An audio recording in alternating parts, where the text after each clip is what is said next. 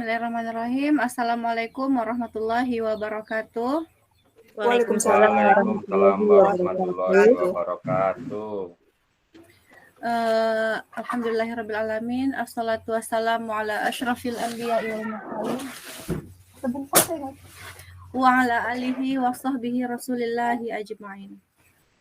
Bapak, Ibu, kelompok PP 98 yang saya hormati, pada kesempatan kali ini kita insya Allah akan mengikuti presentasi aksi nyata 1.4 yang pada kali ini akan disampaikan oleh Bapak Sukirjo.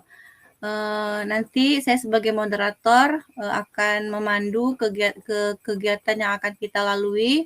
Barangkali nanti dari Bapak dan Ibu peserta ada yang ingin memberikan tanggapan atau pertanyaan, nanti dipersilahkan. Baik, untuk mempersingkat waktu kepada Bapak pemateri, Bapak Sukirjo, kami berikan kesempatan waktu. Kepada Bapak dipersilahkan. Baik, terima kasih kepada Bu Feni selaku moderator. Sebelumnya, Assalamualaikum warahmatullahi wabarakatuh. Waalaikumsalam warahmatullahi wabarakatuh. Ya, salam dan bahagia. Bapak Ibu semuanya mohon izin untuk share screen.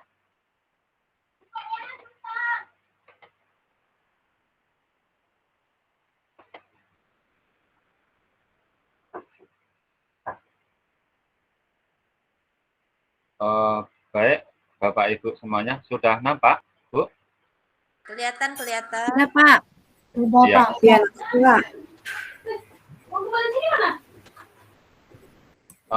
Baiklah, untuk kali ini sebelum presentasi perkenalkan dulu, nama saya Sukirjo, bertugas di SD Negeri 010 Labuan Jaya.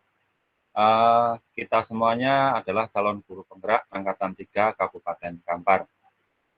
Fasilitator kita adalah Bapak Dede Supriyanto dan pendamping praktik Ibu Dayawanti.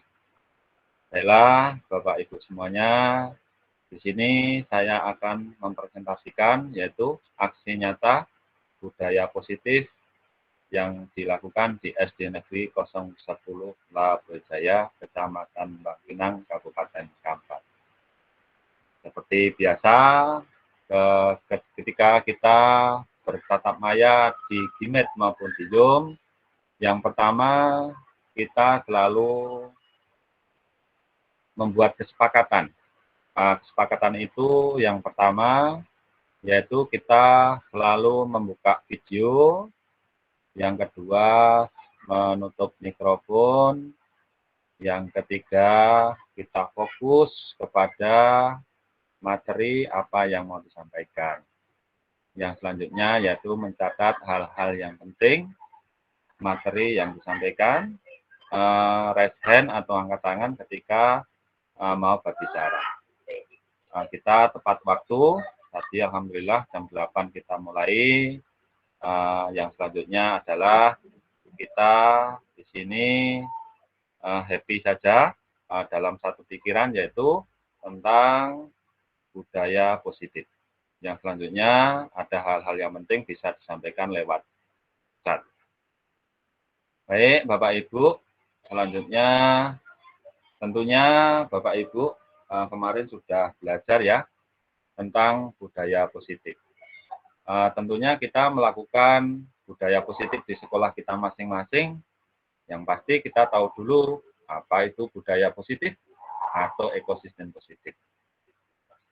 Ki Hajar Dewantoro mengatakan kita ambil contoh perbandingannya dengan hidup tumbuh-tumbuhan seorang petani. Dalam hakikatnya sama kewajibannya dengan seorang pendidik. Yang menanam padi misalnya hanya dapat menuntun tumbuhnya padi, ia dapat memperbaiki kondisi tanah, memelihara tanaman padi, memberi pupuk dan air. Tentunya hal-hal itu tadi pasti ada penghalang seperti adanya ulat, adanya jamur-jamur yang mengganggu hidup tanaman padi, maka kita hanya bisa mengurangi atau membasmi hal-hal yang dapat mengganggu tumbuh kembangnya padi tersebut. Itu tercantum di dalam buku Ki Hajar Dewantara, lampiran 1, Dasar-dasar Pendidikan Keluarga, nomor 1, 2, 3, dan 4, tahun terbitnya November sampai Desember, tahun 1936. Ya, di dalam budaya positif itu ada eksplorasi konsep. Ya, yang pertama adalah perubahan paradigma, stimulus, respon lawan teori kontrol. Yang kedua, arti disiplin, dan 3, motivasi perilaku manusia. Yang ketiga, keyakinan kelas, hukuman, dan penghargaan. Yang keempat, kebutuhan dasar manusia. Yang kelima, posisi kontrol. Dan yang keenam adalah segitiga restitusi. Ya, yang pertama yaitu perubahan paradigma, teori kontrol atau ilusi kontrol. Yang pertama itu mengatakan ilusi seorang guru mengontrol muridnya. Yang kedua, ilusi bahwa kritik dan membuat orang bersalah. Yang ketiga, bersalah dapat menguatkan karakter. Ilusi bahwa semua penguatan positif, efektif, dan bermanfaat. Selanjutnya, ilusi bahwa orang dewasa memiliki hak untuk memaksa. Nah, inilah ada beberapa ya tentang perubahan paradigma, teori kontrol dan ilusi kontrol yang sudah terjadi selama ini. Ya, perubahan paradigma, stimulus respon menuju teori kontrol. Bisakah kita mengontrol seseorang? Kalau di dalam stimulus respon, kita mencoba mengubah orang agar berpandangan sama dengan kita ya. Jadi sangat jauh berbeda dengan teori kontrol. Kalau di teori kontrol, kita hanya berusaha memahami pandangan orang lain tentang dunia. Jadi kita tidak bisa memaksa kehendak seseorang ketika kita berada di teori kontrol. Yang kedua, kalau kita berada di stimulus respon, perilaku buruk dilihat sebagai suatu kesalahan. Ya. Akan tapi, kalau kita berada di teori kontrol, semua perilaku memiliki tujuan.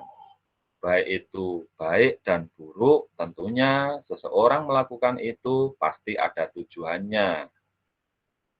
Selanjutnya, di stimulus respon, orang lain bisa mengontrol saya. Tetapi di teori kontrol, hanya Anda yang bisa mengontrol diri Anda. Jadi, jauh berbeda ya, dari 1.123 jauh berbeda ketika di stimulus respon dan di teori kontrol. Selanjutnya, yang keempat, saya bisa mengontrol orang lain. Posisi di teori kontrol, Anda tidak bisa mengontrol orang lain. Yang selanjutnya, pemaksaan ada pada saat rujukan gagal. Di posisi teori kontrol, kolaborasi dan konsensus menciptakan pilihan-pilihan baru. Di stimulus respon yang terakhir yaitu model berpikir menang atau kalah. Sementara di teori kontrol, modelnya berpikir menang dan menang. Ya, jadi posisi di teori kontrol itu tidak ada menang. Tidak ada kalah maksudnya. Karena apa? Karena semuanya dari diri masing-masing, bukan dikontrol dari orang lain. Apapun yang diinginkan, kalau itu memang keinginan dari diri sendiri, tentunya pasti menang. Hal itu kalau tercapai.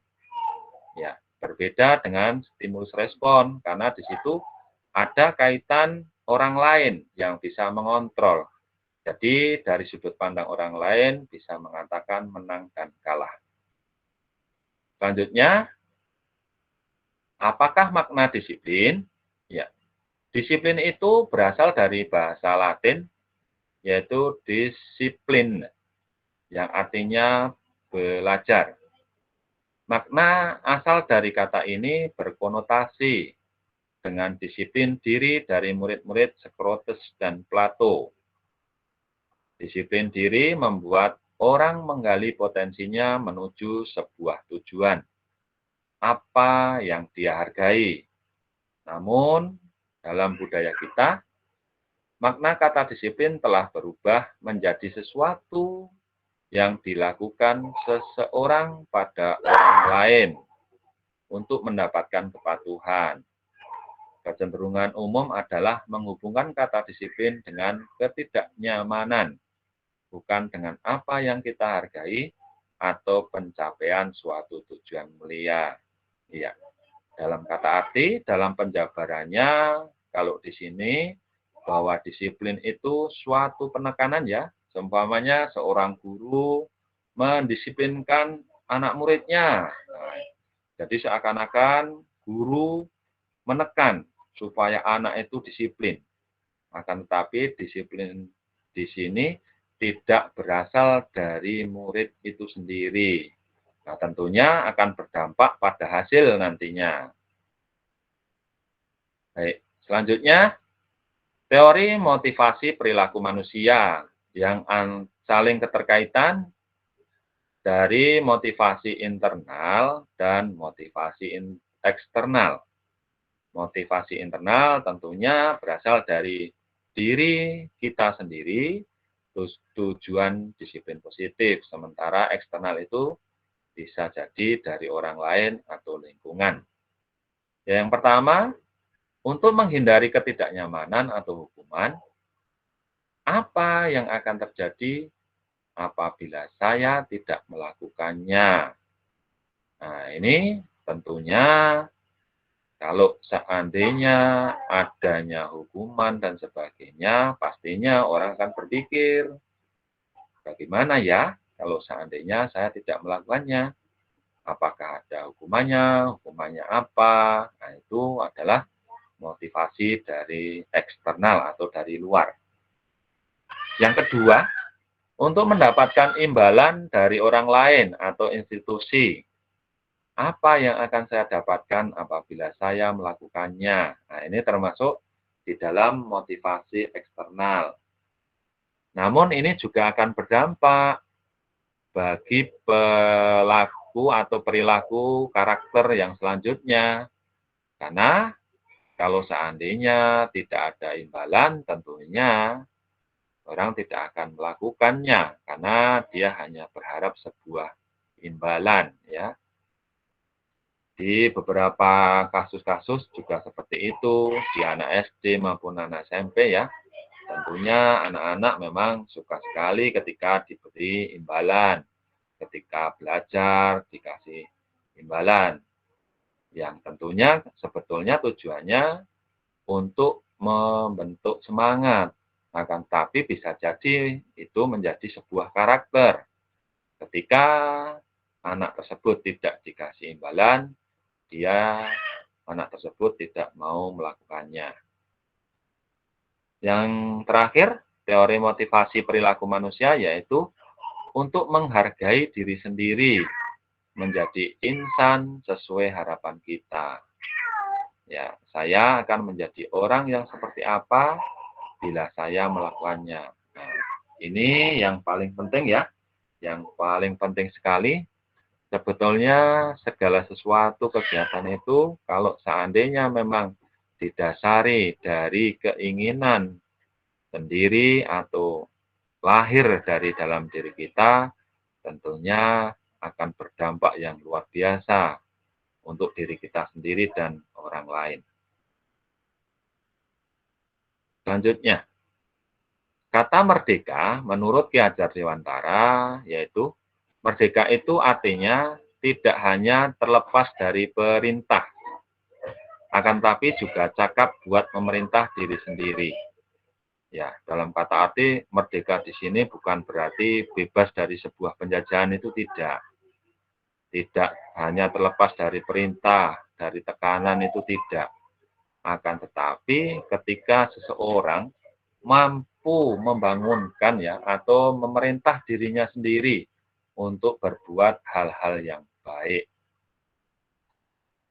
Ya, di dalam diagram lingkaran ya, ada yang sangat berpengaruh sekali. Yang paling besar tentunya adalah budaya positif atau hal yang ingin dituju atau tujuan akhir dalam sebuah perilaku, yaitu budaya positif. Yang mempengaruhi untuk mencapai budaya positif itu ada lingkungan positif. Nah, tentunya ketika lingkungannya ini sebagai pengganggu atau hal-hal yang negatif, tentunya juga untuk mencapai budaya positif juga akan berat. Nah, selanjutnya, bagaimana untuk menciptakan lingkungan positif supaya untuk mencapai budaya positif? Yaitu karena kita di sekolah atau di kelas, kita membuat keyakinan kelas. Ya. Keyakinan kelas ini tentunya berasal dari kesepakatan kelas atau peraturan kelas yang dibuat dari siswa. Ya, lahir dari siswa atau memang timbul dari ide-ide siswa untuk menciptakan budaya positif tersebut. Nah, setelah menjadi kesepakatan atau peraturan kelas, supaya diyakini oleh seluruh anggota kelas, termasuk murid-murid dan gurunya.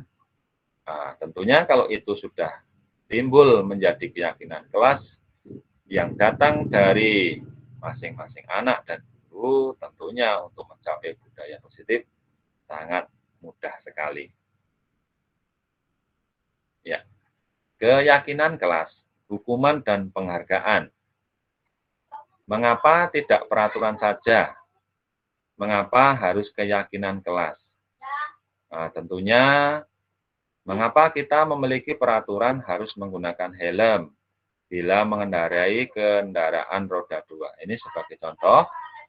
Ya, sebagai contoh, kalau seandainya kita memakai helm ini hanya karena takut dengan polisi dan sebagainya. Nah, beda kalau kita memakai helm ini karena kita sadar betul bahwa helm ini adalah salah satu cara ya untuk melindungi kepala atau bagian dari tubuh kita ketika mengendarai sepeda motor. Ya. Yang kedua, mengapa kita memiliki peraturan 3M? Menggunakan masker, mencuci tangan, dan menjaga jarak 1,5 meter. Ya. Kira-kira bagaimana Ibu-Ibu? Mengapa kita memiliki peraturan 3M? Supaya tidak terpapar ini. Supaya tidak terpapar oleh COVID-19, Bapak. Iya, betul sekali. Kita memiliki peraturan 3M supaya kita terhindar dari penyakit COVID-19. Nah, jadi itu kalau itu timbul dari dalam diri kita, supaya kita terhindar dari penyakit COVID-19, tentunya hal tersebut kita dengan kesadaran yang tinggi, 3M ini akan kita laksanakan dengan tulus. Ya, tentunya dengan kita melaksanakan peraturan atau keyakinan ini, insya Allah kita akan terhindar dari penyakit COVID-19. Selanjutnya, mengapa kita memiliki peraturan harus datang tepat waktu pada saat mengikuti pelatihan? Ada yang tahu? Ibu-ibu semuanya? Mengapa kita memiliki peraturan harus datang tepat waktu pada saat mengikuti pelatihan? Menghargai, Pak, menghargai, saling ada rasa menghargai pada sesama anggota pelatihan gitu. Jadi yakin kita. Iya. Bukan karena takut takut ini, tapi kita menghargai, saling menghargai kepada sesama peserta pelatihan. Iya, betul. Tujuan yang pertama kita saling menghargai ya, tentunya di dalam pelatihan ada pemateri dan ada penerima materi. Kalau kita saling tepat waktu, tentunya semua juga akan berjalan lancar. Pemateri menyampaikan materinya dengan penuh dan dapat diterima oleh penerima materi. Baik, untuk mendukung motivasi intrinsik, kembali ke nilai-nilai atau keyakinan-keyakinan, lebih menggerakkan seseorang dibandingkan mengikuti serangkaian peraturan-peraturan. Baik, kemarin kita sudah membuat ya lini masa tindakan dalam membuat keyakinan kelas. Yaitu ini adalah tindakan yang saya lakukan selaku salah satu guru dan salah satu peserta calon guru penggerak dari SD Negeri 010 Labuh Jaya. Yang pertama tentunya kita selaku guru mempunyai atasan, maka kita meminta izin kepada kepala sekolah bahwasanya di kelas 3 akan membuat sebuah keyakinan kelas. Setelah mendapatkan izin dari kepala sekolah, kita bermusyawarah dengan murid. Di dalam musyawarah tersebut tentunya tanya pendapat dan ide-ide murid di dalam membuat keyakinan kelas. Setelah murid mengeluarkan ide-idenya dan pendapatnya, guru memfasilitasi murid untuk membuat kesimpulan bersama. Setelah kesimpulan bersama, kita tetapkan bersama dan menjadi keyakinan kelas. Setelah kesimpulan menjadi keyakinan kelas, masing-masing murid menandatangani keyakinan kelas tersebut. Setelah ditandatangani oleh masing-masing kelas, selanjutnya yaitu membuat poster keyakinan kelas. Setelah poster itu jadi, tentunya dipajang atau ditempel di salah satu pojok atau salah satu dinding yang ada di kelas tersebut. Di dalam keyakinan kelas tersebut ada yaitu untuk mencapai aksi nyata ya, yaitu menjalankan keyakinan kelas berupa selalu bergotong royong di dalam bekerja. Di dalam bergotong royong itu nantinya ada membuat dokumentasi dan melakukan evaluasi dan refleksi. Ya, ini adalah konsultasi ya atau meminta izin saya pribadi selaku guru kepada kepala sekolah yang kebetulan kepala sekolah bernama Haji Rubiah SPD. Ini saya berfoto atau berkonsultasi meminta izin kebetulan di ruangan beliau. Dan selanjutnya setelah mendapatkan izin dari kepala sekolah, saya langsung ke kelas ya. Jadi masing-masing anak dikasih sticky note untuk membuat ide-ide atau pendapat tentang keyakinan kelas. Guru atau saya memfasilitasi membuat menempel kertas karton di papan. Nanti anak-anak itu menempel sendiri-sendiri pendapatnya di depan atau di kertas karton tersebut. Ya, setelah beberapa ide-ide tadi disepakati ya, ini menjadi 10 poin penting ya, yang menjadi kesepakatan atau menjadi keyakinan kelas 3. Kebetulan saya mengajar di kelas 3 di SD Negeri 010 Labuh Jaya. Yang pertama, tentunya apapun segala tindakan itu berasal dari bertakwa ya, senantiasa bertakwa kepada Tuhan Yang Maha Esa. Karena segala sesuatunya tanpa ridho dari Tuhan Yang Maha Esa tidak akan terlaksana dengan bagus. Yang keduanya, senantiasa disiplin terhadap peraturan sekolah, mematuhi protokol kesehatan, dan hadir tepat waktu. Yang ketiga, percaya diri dan menghormati orang lain serta barang miliknya. Yang keempat, berkomitmen terhadap setiap tugas. Yang kelima, senantiasa membantu dan bergotong royong. Yang keenam, saling menjaga kebersihan, ketertiban kelas, dan lingkungan sekolah. Yang ketujuh, senantiasa menjadi diri yang terbaik dalam segala hal. Yang kedelapan, tidak membawa senjata tajam, rokok, dan narkotika. Yang kesembilan, tidak melakukan bullying dan body shaming. Yang ke-10, tidak melakukan tindak asusila dan aksi pornografi. Ya. Di sini di poin 8, 9, 10 mungkin terlalu panjang, walaupun itu mungkin di anak-anak SD itu terlalu atau masih awam ya. Akan tetapi di dalam supervisi mutu ya, itu nampaknya memang harus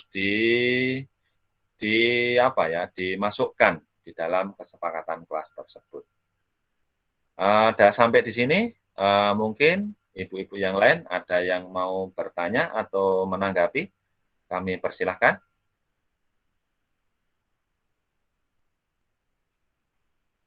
Ya, ini tentunya di dalam membuat kesepakatan kelas ini, saya pribadi ya, saya berkonsultasi juga dengan Bapak Kepala Sekolah, tindak lanjutnya apakah bisa dilanjutkan di kelas-kelas yang lain. Baik, nampaknya Bu Leli Resen, kami persilakan. Ya, Assalamualaikum warahmatullahi wabarakatuh. Waalaikumsalam warahmatullahi wabarakatuh. Waalaikumsalam warahmatullahi wabarakatuh. Melihat dari aksi nyata yang Bapak lakukan, saya rasa ini adalah sangat sungguh luar biasa. Bagi saya ya, anak kelas bawah tipenya atau anak kelas 3 SD bisa melakukan atau ide-idenya, mengeluarkan ide-ide yang cemerlang, ini adalah sesuatu hal yang luar biasa. Kalau memang ya itu muncul dari ide-ide dari siswa-siswa tersebut, jadi mereka meyakini hal-hal tersebut dan bisa menerapkannya. Itu tanggapan saya, ini adalah sesuatu yang luar biasa. Mungkin itu saja tanggapan dari saya. Assalamualaikum warahmatullahi wabarakatuh. Waalaikumsalam warahmatullahi wabarakatuh. Terima kasih atas tanggapan dari Bu Leli. Tentunya kesepakatan ini ya memang lahir dari anak-anak di kelas 3, namun mungkin di dalam coret-coretannya itu menggunakan bahasanya sendiri-sendiri. Namanya di kelas bawah itu masih menggunakan bahasa ibu, mungkin kan begitu. Jadi setelah dirangkum, disusun dengan bahasa, muncullah seperti ini. Selanjutnya, setelah tadi dicetak ya, otomatis dicetaknya di printing, saya selaku inisiatif atau pembuatnya, saya serahkan secara simbolis poster tersebut kepada kepala sekolah, karena kepala sekolah selaku pemimpin di sekolah, beliau sangat setuju sekali dengan apa yang saya laksanakan dan bisa dicontoh di kelas-kelas yang lainnya. Selanjutnya, setelah disetujui atau diserahkan ke kepala sekolah, tentunya keyakinan tersebut dipasang di salah satu sisi ya, di tembok yang ada di kelas 3. Ya. Di dalam salah satu keyakinan tadi, yaitu ada poin yang menjadi aksi nyata, yaitu menjalankan keyakinan kelas berupa selalu bergotong royong dalam bekerja. Di sini, alhamdulillah, juga masuk di dalam visi misi sekolah, bahwasanya menciptakan lingkungan sekolah yang nyaman, aman, dan asri. Jadi setiap pagi guru-gurunya juga mengasih contoh kepada murid-muridnya. Guru atau anak atau murid yang piket itu membersihkan di ruang kelas masing-masing, dan yang tidak piket itu membersihkan halaman secara bersama-sama. Jadi alhamdulillah keadaan sekolah bisa nyaman, bersih dari sampah setiap paginya sebelum pembelajaran dimulai. Ya, tentunya setelah setiap pagi masing-masing menjalankan tupoksi, dan menjalankan keyakinannya kelas, nah, tentunya akan menghasilkan lingkungan sekolah yang asri dan menyejukkan, membuat nyaman di dalam belajar. Nah, selanjutnya kita akan mempelajari yaitu perbedaan antara peraturan dan keyakinan kelas ya, atau nilai kebajikan yang dituju.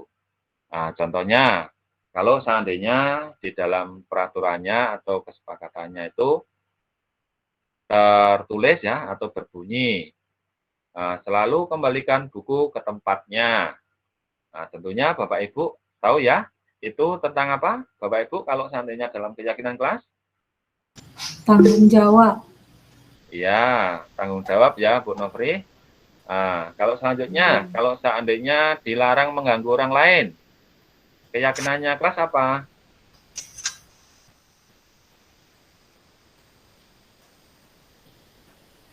Menghormati orang lain, Pak Dede, Pak Sukirjo. Ya, yaitu keyakinan kelasnya menghormati orang lain dan diri sendiri ya. Nah, karena dengan kita menghormati orang lain, tentunya orang lain juga akan menghormati diri kita.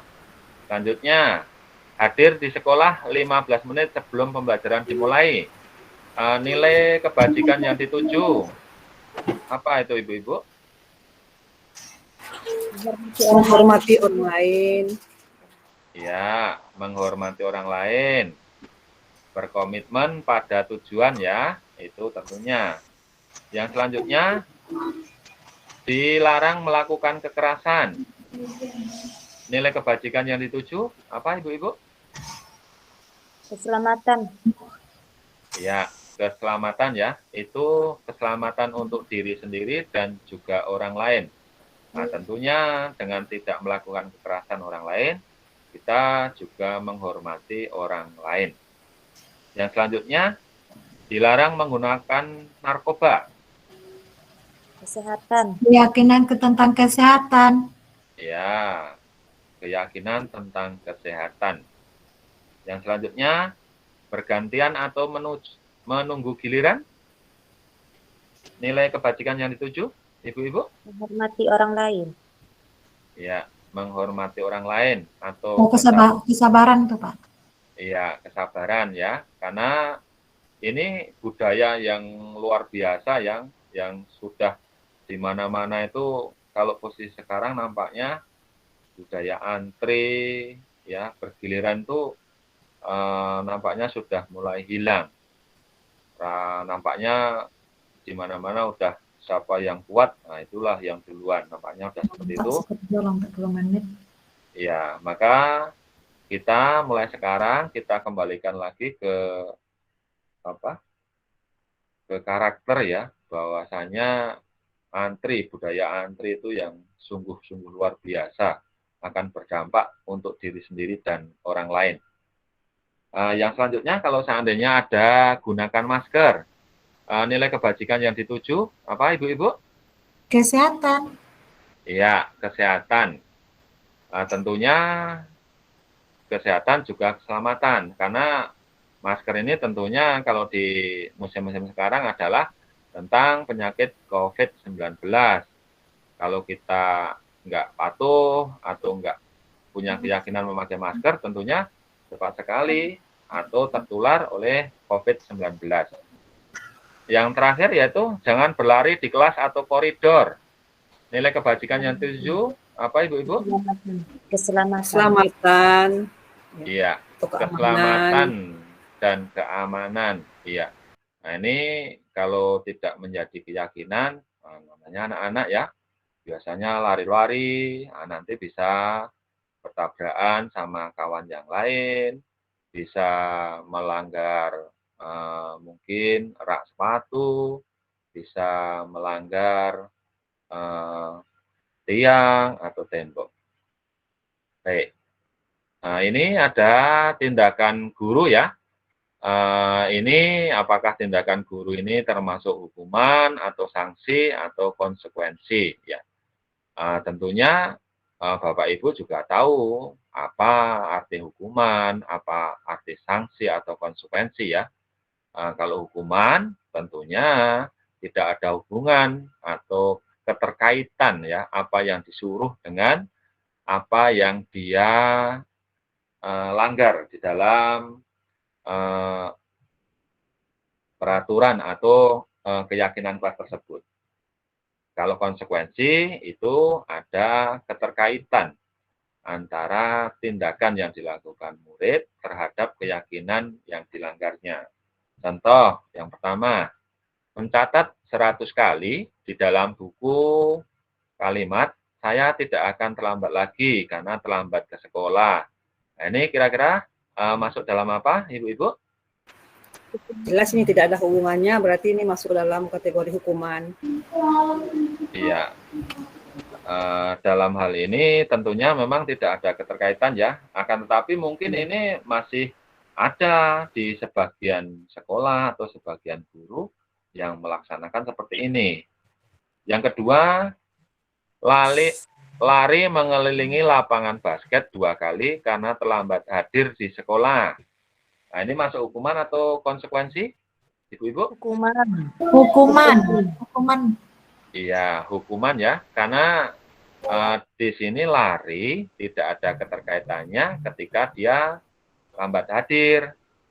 Berbeda ketika mungkin anak itu lambat hadir ketika pelajaran PJOK atau olahraga. Nah, sebagai pemanasan, mungkin anak itu bisa disuruh lari 2 kali mengelilingi lapangan. Nah, itu ada keterkaitannya. Yang selanjutnya, murid diminta untuk push up 15 kali karena tidak menggunakan masker ke sekolah. Ini masuk hukuman atau konsekuensi? Hukuman. Iya. Juga masuk ke dalam hukuman. Iya, masuk ke dalam hukuman karena tidak ada keterkaitannya ya antara masker dan push up. Nah, yang selanjutnya, menggantikan kertas tugas teman yang telah dicoret-coret. Nah, mungkin ini salah satu siswa ada yang mencoret-coret buku kawannya. Nah, kira-kira masuk dalam hukuman atau sanksi, Ibu-Ibu? Sanksi, Bapak. Sanksi Pak Dirjo. Iya, sanksi ya, karena tentunya anak yang dicoret-coret bukunya mengalami kerugian ya, maka harus diganti sama temannya yang mencoret. Selanjutnya, membersihkan tumpahan air di meja tulis karena tersenggol pada saat belajar. Nah, masuk hukuman atau konsekuensi, Ibu-Ibu? Konsekuensi atau sanksi. Iya, karena ada hubungannya ya ketika air tumpah dan membersihkan tumpahan tersebut. Selanjutnya, murid disuruh untuk mengenakan sepatu seharian di sekolah karena tidak mengenakan sepatu hitam. Nah, kira-kira masuk di hukuman atau konsekuensi, Ibu-Ibu? Hukuman kali ya. Hukuman. Iya, hukuman ya, karena tidak ada keterkaitannya. Yang terakhir, contoh tindakan gurunya yaitu lari mengelilingi lapangan basket 2 kali karena terlambat 10 menit untuk pelajaran PJOK. Ya, tadi sudah saya jelaskan ketika di atas, ini masuk ke dalam sanksi atau konsekuensi. Baik, Bapak Ibu semuanya, kita belajar lagi yaitu tentang perbedaan hukuman dan sanksi atau konsekuensi. Ya, di dalam hukuman sesuatu yang menyakitkan harus terjadi ya karena tidak ada hubungannya dengan apa yang dia langgar atau anak langgar. Berbeda dengan ketika di sanksi atau konsekuensi. Sesuatu harus terjadi. Akan tetapi tidak menyakitkan karena memang menjadi keterkaitan begitu. Selanjutnya, di hukuman membuat anak sakit fisik maupun hati untuk jangka waktu lama ya. Karena disuruh segala sesuatu kena hukuman tadi, lama-lama dia akan terngiang atau teringat terus sampai dia dewasa ya, jangka waktu lama. Untuk menghilangkan hal itu tuh susah sekali. Ketika disanksi atau konsekuensi, membuat anak merasa tidak nyaman dalam jangka waktu pendek ya. Nah, itu tadi perbedaan. Jadi dengan anak tadi ketika di konsekuensi dia lama-lama akan menyadari sendiri bahwa dia tidak nyaman melakukan hal tersebut. Selanjutnya, anak membenci kedisiplinan. Ya, ketika ada hukuman, tentunya anak akan akan membenci kedisiplinan. Ketika disanksi, anak menghargai disiplin. Selanjutnya, di hukuman rasanya itu menjadi paksaan. Akan tetapi di sanksi atau konsekuensi menjadi stimulus atau tanggapan. Selanjutnya, mendorong anak menyakiti diri sendiri ketika dihukuman, dan mendorong anak agar mudah menyesuaikan diri ketika disanksi atau konsekuensi. Selanjutnya, konsep diri menjadi buruk ketika dihukuman, dan konsep diri menjadi baik ketika dikonsekuensi. Anak belajar untuk menyembunyikan kesalahan ketika dihukuman, dan anak belajar untuk mematuhi peraturan ketika disanksi atau konsekuensi. Amarah, rasa bersalah, dipermalukan, merasa tak dihargai ketika dihukuman, akan tetapi ketika disanksi atau konsekuensi, anak-anak akan merasa kehilangan hak, dibuat tidak nyaman, diasingkan untuk sementara atau temporer. Baik, di sini contoh ya, 5 posisi kontrol, yaitu ada motivasi, ada identitas gagal atau kontrol dari luar, identitas berhasil, sukses, kontrol dari luar, identitas berhasil dan sukses, kontrol dari dalam diri. Ya, yaitu masing-masing Bapak Ibu bisa juga belajar dari modul ya. Tentunya Bapak Ibu semuanya sudah memahami hal tersebut dalam 5 posisi kontrol tersebut. Selanjutnya yaitu apa itu restitusi. Restitusi adalah proses menciptakan kondisi bagi murid untuk memperbaiki kesalahan mereka, sehingga mereka bisa kembali pada kelompok mereka dengan karakter yang lebih kuat. Ya, pendapat dari Gosen tahun 2004. Ya, 9 ciri-ciri restitusi. Yang pertama, bukan untuk menebus kesalahan, namun untuk belajar dari kesalahan. Yang kedua, memperbaiki hubungan. Yang ketiga, tawaran ya, bukan paksaan. Yang keempat, restitusi menuntun untuk melihat ke dalam diri masing-masing. Yang kelima, restitusi mencari kebutuhan yang mendasari tindakan. Yang keenam, restitusi diri adalah cara yang paling baik. Yang ketujuh, restitusi fokus pada karakter bukan tindakan. Yang ke-8, restitusi fokus pada solusi. Yang ke-9, restitusi mengembalikan murid yang berbuat salah pada kelompoknya. Ya, di sini ada segitiga restitusi yang terdiri dari 3 ya, yaitu menstabilkan identitas, validasi tindakan yang salah, dan menanyakan keyakinan. Ya, untuk membuat anak yang merasa gagal karena berbuat salah menjadi positif terhadap dirinya. Guru berkata, ketika posisinya ya menstabilkan identitas. Berbuat salah itu hal yang manusiawi, Nak. Tidak ada manusia yang sempurna. Bapak Ibu juga buat salah. Kita pasti bisa menyelesaikan permasalahan ini. Bapak Ibu tidak tertarik untuk mencari tahu siapa yang benar, siapa yang salah. Bapak Ibu lebih tertarik untuk menyelesaikan masalah ini, Nak. Nah, kalau kamu menyalahkan dirimu sendiri terus-menerus, apakah kamu bersikap baik pada dirimu sendiri? Nah, itu tadi salah satu contoh ya, ketika kita sebagai seorang guru menanggapi atau kepada seorang anak yang melanggar kesepakatan tadi dalam posisi menstabilkan identitas.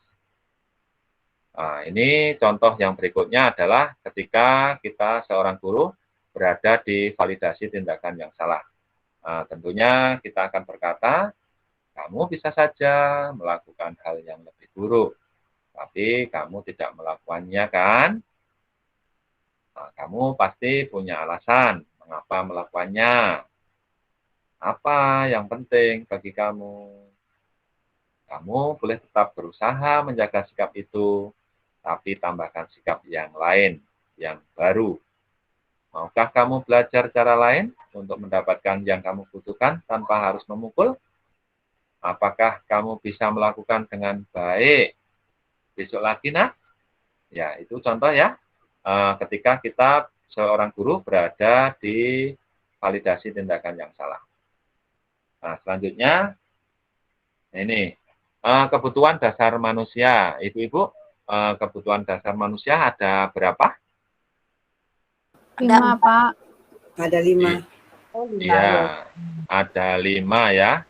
Ada 5, yaitu untuk bertahan hidup, ada penguasaan, ada kebebasan, ada kesenangan, ada cinta kasih, dan rasa memiliki dan dimiliki. Itu merupakan kebutuhan dasar manusia. Baik, yang selanjutnya tadi di posisi guru menanyakan keyakinan dari segitiga restitusi tadi, tentunya akan berkata sama anak-anak, apa nilai yang kita percaya di kelas atau sekolah kita, nak? Nilai-nilai universal apa yang telah kita sepakati? Kelas yang ideal itu seperti apa sih?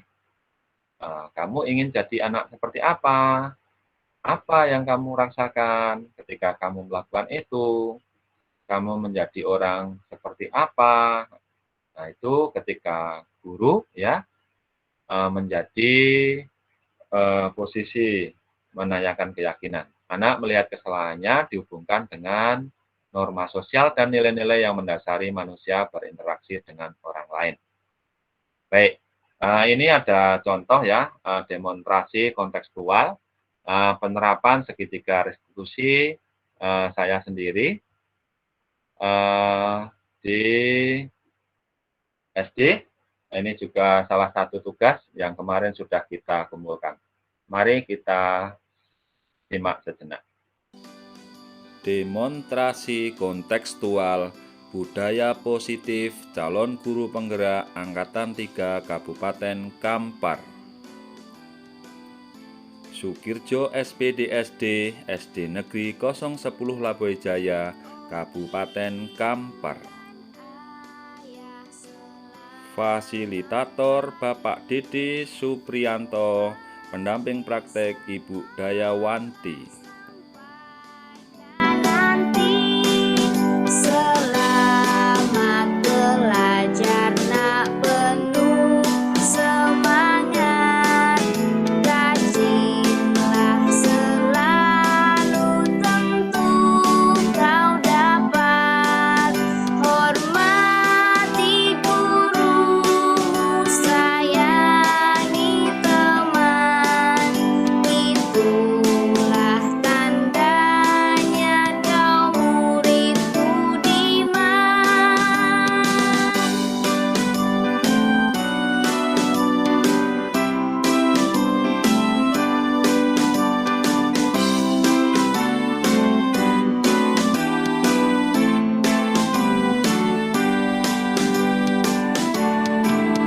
Oh ibu dan ayah, selamat pagi.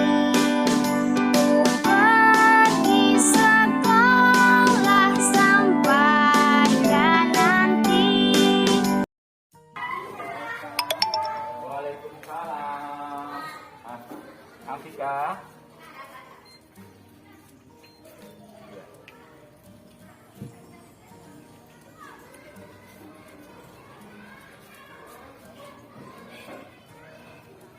Ya, Afika tahu sekarang sudah jam berapa, nak? Iya, 7.40. Berarti Afika lambat ya? Iya. Kenapa, nak, kok lambat, nak? Iya, tadi malam bantu ibu. Iya, jadi bangunnya kesiangan. Iya. Yang kedua, kenapa Afika nggak pakai masker? Iya, buru-buru tadi ketinggalan. Iya. Padahal Afika tahu kesepakatan sekolah kelasnya bahwa kita masuk jam. Iya, setiap sekolah harus pakai masker, pinter. Jadi kalau seandainya seperti itu, karena Afika sudah melanggar kesepakatan sekolah, apa yang akan Afika lakukan? Afika tahu kesepakatan kelasnya? Iya, kita masuk jam berapa nak? 7.30. Iya, setiap pembelajaran memakai masker. Iya, berarti tadi Afika sudah melanggar 2 ya. Ya, melanggar kesepakatan kelas. Apa yang akan Afika lakukan?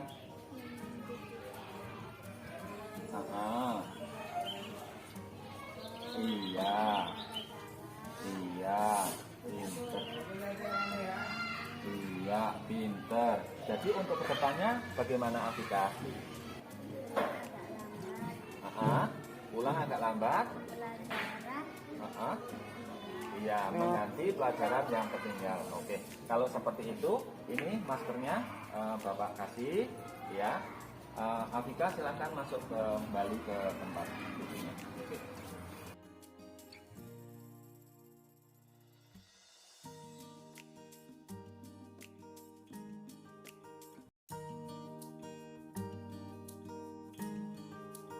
Afika. Assalamualaikum warahmatullahi wabarakatuh. Nama saya Afika Sari Dewi, kelas 3, murid dari Bapak Sukirjo. Saya merasa senang ketika Bapak melakukan praktik segitiga restitusi, selalu berpihak pada murid.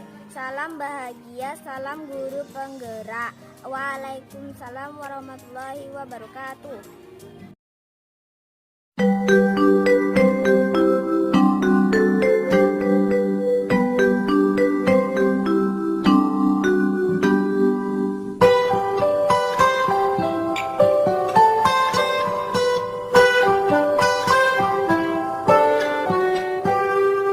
Pagiku cerahku, matahari bersinar, ku gendong tas merahku di pundak. Selamat pagi semua, ku nantikan dirimu di depan kelasmu, menantikan kami. Guruku tersayang, guru tercinta, tanpamu apa jadinya aku? Tak bisa baca tulis, mengerti banyak hal. Guruku, terima kasihku. Nyatanya diriku kadang buatku marah, namun segala maaf kau berikan.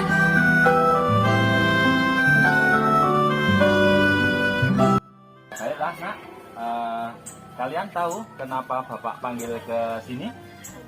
Tidak, iya. Bapak mau nanya, tadi pagi waktu pelajaran PJOK, kalian ngapain nak? Berkelahi, iya. Kenapa berkelahi nak?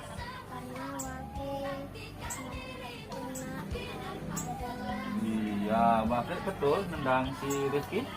Iya, kenapa Rizky? Iya, tidak sengaja. Iya, Rizky tidak sengaja. Baiklah. Kita tahu di kelas kita ada kesepakatan kelas. Iya, kesepakatannya apa nak? Iya, tidak boleh berantem ketika belajar. Iya, kesepakatannya kalau seandainya itu terjadi bagaimana? Iya, meminta maaf. Baik nak, coba kalian coba tadi yang Rizky berbuat Wafid yang berbuat salah, minta maaf sama Rizky. Iya, bagus. Jadi setelah kalian minta maaf, kalian apalagi kesepakatannya? Iya, tidak boleh melakukan lagi. Baik, karena kalian sudah kembali ke kesepakatan kelas, maka ikuti pelajaran berikutnya. Ya, boleh ke kelas kembali. Ya, oke.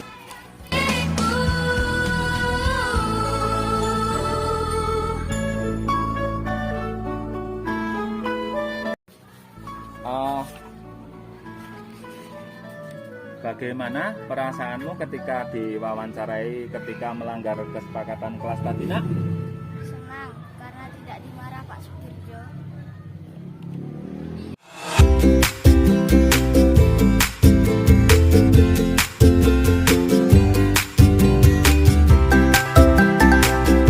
Baiklah ibu-ibu, itu tadi demonstrasi kontekstual ya, tentang penerapan segitiga restitusi yang saya lakukan di SD saya terhadap 2 kasus ya, anak-anak yang melanggar kesepakatan kelas. Baik, selanjutnya untuk sesi berikutnya adalah tanya jawab. Untuk itu kami kembalikan ke moderator. Waktu dan tempat kami persilahkan kepada Ibu Feni. Ya, terima kasih Bapak Sukirjo atas presentasi materi aksi nyata modul 1.4 budaya positif yang telah Bapak sampaikan dengan sangat lugas dan sangat jelas untuk kami semua. Baik Bapak, Ibu-ibu, barangkali dari presentasi Bapak tadi ada hal-hal yang perlu ditanyakan atau didiskusikan atau ada penguatan, kami persilahkan.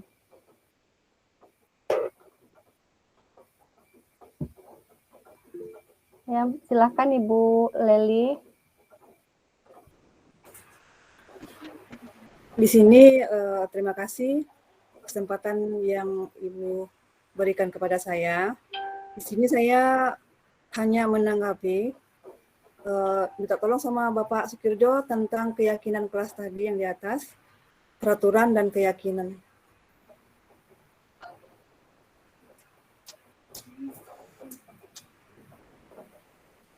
Bukan yang di bawahnya lagi. Iya. Ada kalimat peraturan ini, lalu keyakinan yang ininya, itu di sebelahnya ada tabel tadi yang saya lihat. Mungkin yang nomor 22, iya ini. Nah, di sini kan terlihat jelas mana yang peraturan, mana yang keyakinan. Kalau menurut saya, tanggapan dari saya, kalau peraturan tersebut kan menggunakan kata dilarang, jangan, atau tidak. Kalau dirubah menjadi maknanya sama, tapi kita rubah menjadi waktu bentuk keyakinan, di sini kita mengganti kalimat dilarang, jangan, atau yang lain tersebut menjadi kalimat positif. Jadi di sini tertanam dan yakin di jiwa anak untuk menerapkannya. Kalau dilarang kan cenderung untuk pemaksaan, berarti bukan muncul dari anak itu sendiri. Jadi ini memang kalau kita tahu ini dari dulu mungkin sudah kita terapkan. Antara biasanya kan dahulu kita menerapkan peraturan, disiplin. Ternyata yang lebih bagusnya adalah kalimat positif yang berwujud keyakinan kelas. Itu saja tanggapan dari saya. Terima kasih Ibu Penny. Ya, Ibu, silakan Bapak Sukirjo. Baiklah, terima kasih atas tanggapan ya. Saya coba saya cek lagi yang punya saya, apakah ya nampaknya cuman ada beberapa ya, ada 3 ya yang menggunakan kata apa ya, tidak membawa ya dan tidak melakukan. Tidak melakukan ya, 2 kata ya. Itu tadi memang sudah saya sampaikan. 2 kata tersebut itu memang tertulis seperti itu karena saya kurang tahu pasti apakah ini seperti itu atau tidak.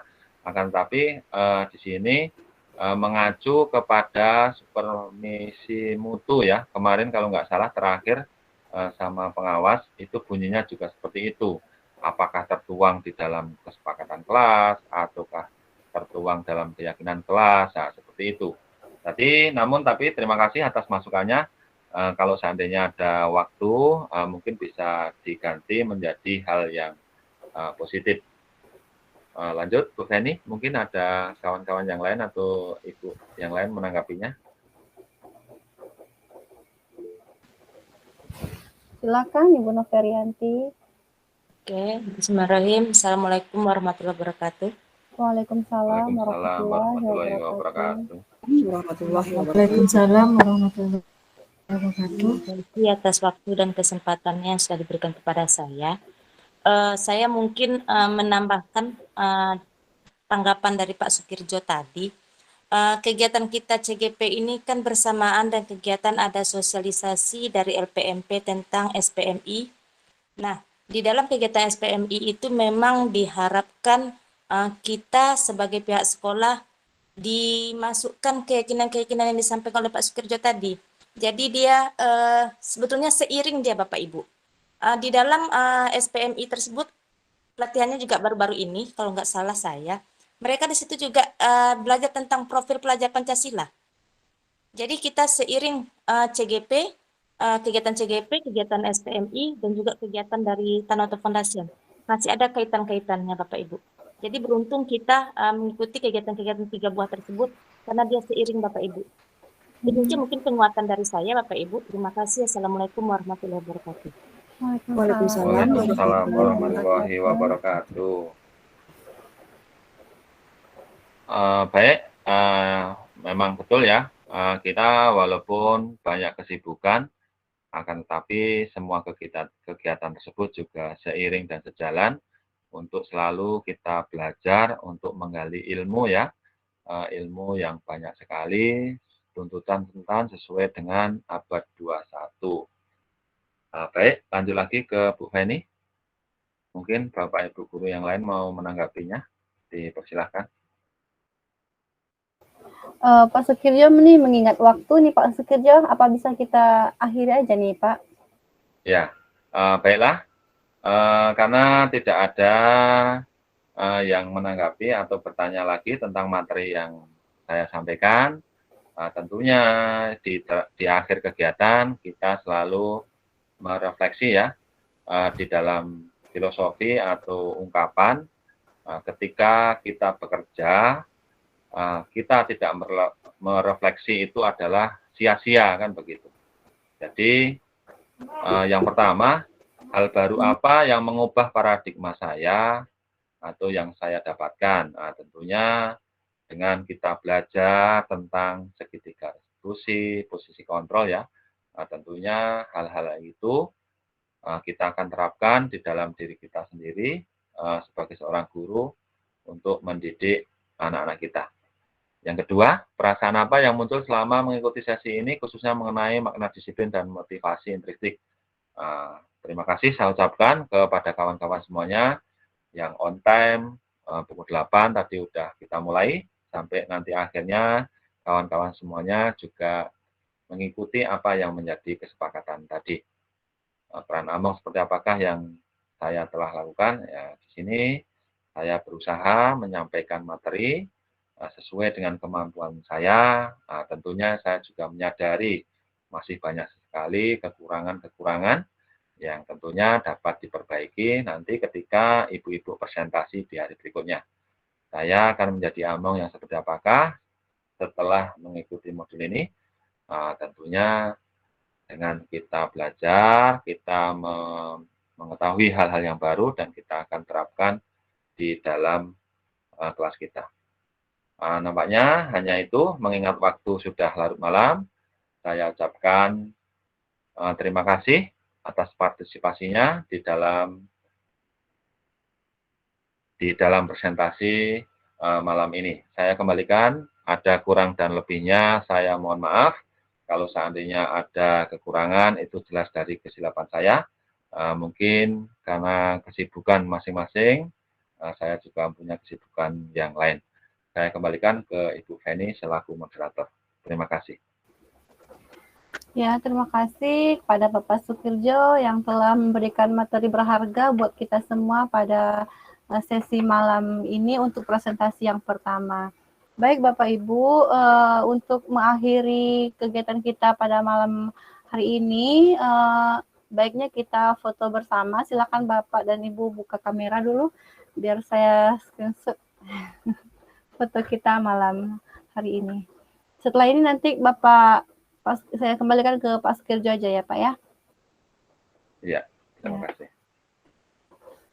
Ya Bu, oke. 1, 2, 3. Gaya-gaya bebas deh. Kayaknya nggak seru. 1, 2, 3. Oke, Bapak Sukirjo, saya kembalikan ke Bapak sebagai admin. Silakan Bapak. Ya.